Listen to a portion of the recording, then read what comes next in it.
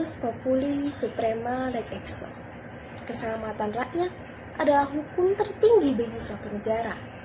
Assalamualaikum warahmatullahi wabarakatuh. Selamat pagi, salam sejahtera bagi kita semua. Salam Om Swastiastu, Namo Buddhaya, salam kebajikan. Para Dewan Juri yang terhormat, perkenalkan kami dari tim Fakultas Hukum Universitas Jember. Saya Eka Putri Amalia Sari selaku pembicara pertama, kemudian Rafika Mary Andani selaku pembicara kedua, dan Rekika Pramesti selaku pembicara ketiga. Pilkada merupakan pemilihan kepala daerah dan wakil kepala daerah oleh penduduk setempat berdasarkan ketentuan perundang-undangan. Kedaulatan dan partisipatif masyarakat adalah salah satu realisasi prinsip-prinsip demokrasi, meliputi jaminan atas kebebasan dan persamaan, tentunya dalam hal politik. Pilkada merupakan penguatan dan pendalaman demokrasi untuk mewujudkan tata kelola pemerintahan yang baik dan efektif.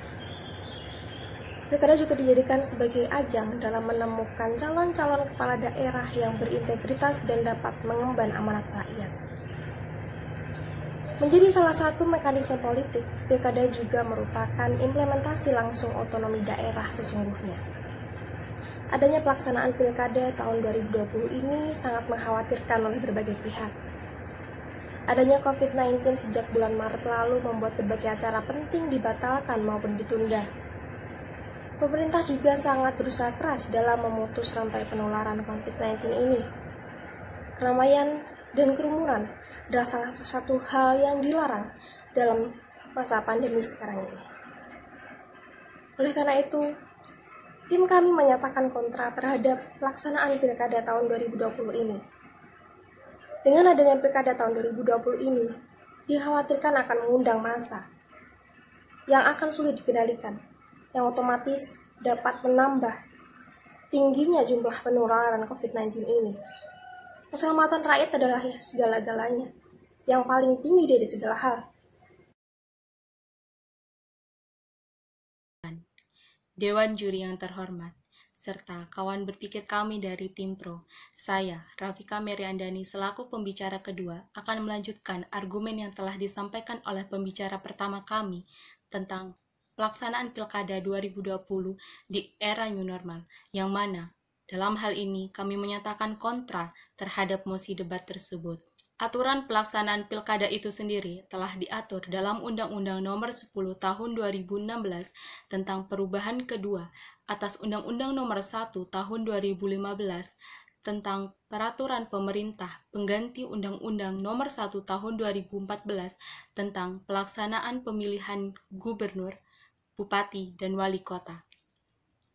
Pada pertengahan Juni lalu, pemerintah telah menetapkan jadwal Pilkada 2020 dengan dikeluarkannya Peraturan KPU Nomor 5 Tahun 2020 serta menunda pelaksanaan Pilkada yang awalnya akan dilaksanakan pada akhir September menjadi 9 Desember karena Indonesia tengah disibukkan dalam penanganan pandemi yang disebabkan oleh virus COVID-19. Dalam penetapan tersebut, tentunya pemerintah sembari berharap bahwa angka kasus COVID-19 akan menurun hingga 9 Desember mendatang. Namun pada kenyataannya, angka kasus COVID-19 di Indonesia terus meningkat hingga saat ini terdapat total 358.000 kasus. Dengan pertambahan kasus terhitung sejak 3-16 Oktober sebanyak 57.962 kasus.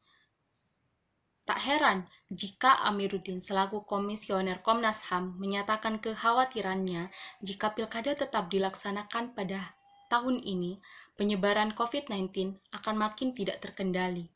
Amiruddin dan kami pun setuju jika pemerintah kekeh ingin melaksanakan pilkada pada tahun ini, akan ada sejumlah hak asasi manusia yang dilanggar.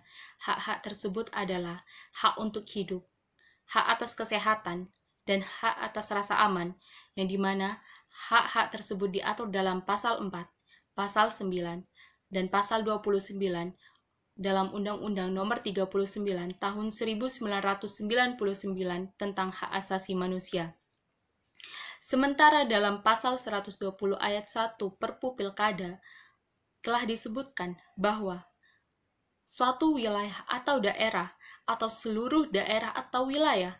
Jika terjadi bencana non-alam, maka tahapan penyelenggaraan pemilihan atau pemilihan serentak tidak dapat dilaksanakan. Dalam pasal tersebut, terdapat kalimat bencana non-alam yang mana dimaksudkan untuk menyebut pandemi COVID-19 berdasarkan Keputusan Presiden Nomor 12 Tahun 2020 tentang penetapan bencana non-alam penyebaran COVID-19 sebagai bencana nasional. Dan untuk mengatasi kekosongan jabatan gubernur, bupati, atau wali kota karena adanya penundaan pilkada, maka solusi yang dapat kami tawarkan ialah untuk gubernur dapat dilakukan pengangkatan penjabat gubernur yang berasal dari pimpinan tinggi madya sampai dengan pelantikan gubernur yang sesuai dengan peraturan perundang-undangan berdasarkan pasal 201 ayat 10 Undang-Undang Nomor 10 Tahun 2016. Dan untuk bupati atau wali kota dapat dilakukan pengangkatan penjabat bupati atau wali kota yang berasal dari pimpinan tinggi pratama sampai dengan pelantikan bupati atau wali kota yang sesuai dengan peraturan perundang-undangan berdasarkan pasal 201 ayat 11 Undang-Undang Nomor 10 Tahun 2016.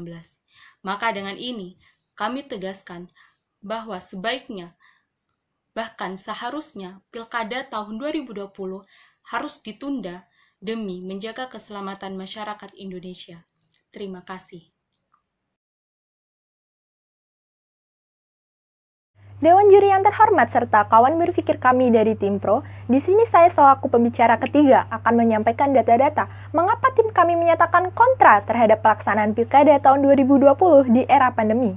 Pertama, pertanggal 17 Oktober 2020, menurut data Kementerian Kesehatan Republik Indonesia, 4.048 pasien sembuh dan 84 orang meninggal.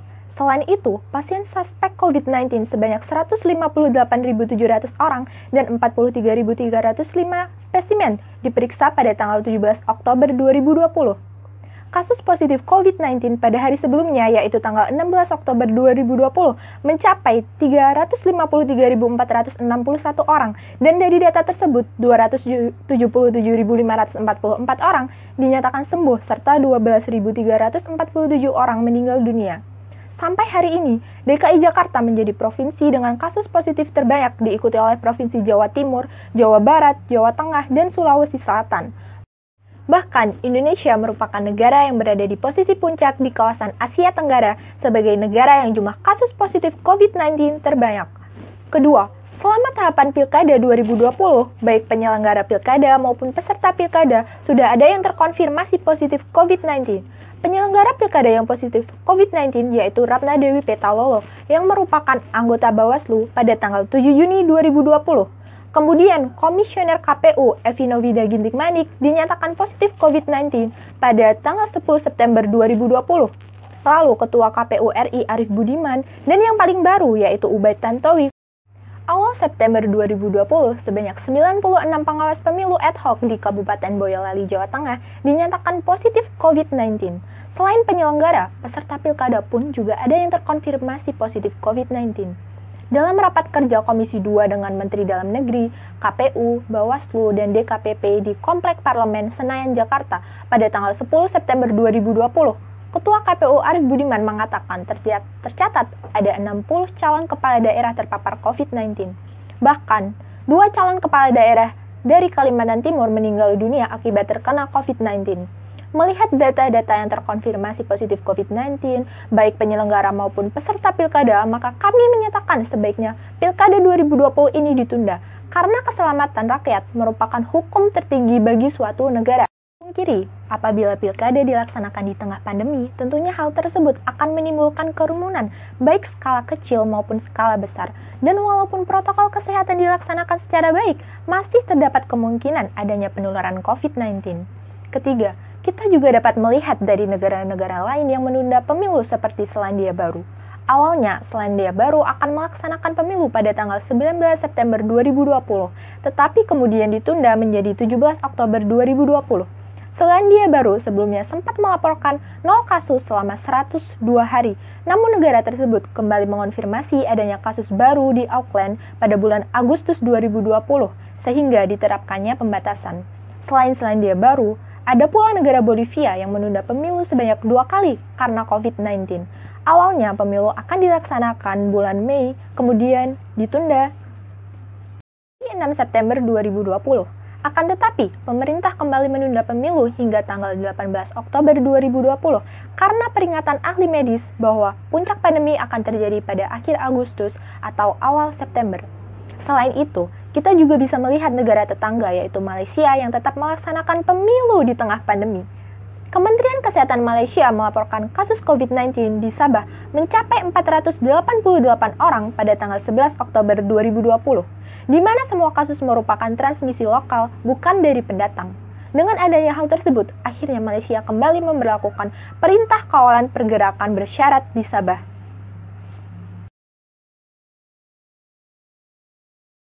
Penetapan COVID-19 sebagai salah satu bencana non-alam sesuai keputusan Presiden nomor 12 tahun 2020 berkaitan dengan pasal 120 ayat 1 Perpu Pilkada yang menyatakan bahwa suatu wilayah atau daerah bila terjadi bencana non-alam, maka penyelenggaraan pemilihan serentak akan tidak dapat dilaksanakan.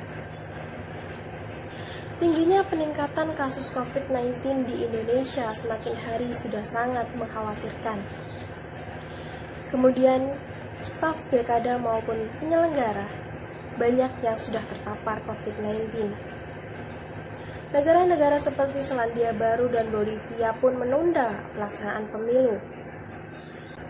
Peningkatan sebanyak 488 orang dengan transmisi lokal di Malaysia menjadikan salah satu contoh dampak dari pelaksanaan pemilu di tengah COVID-19 ini.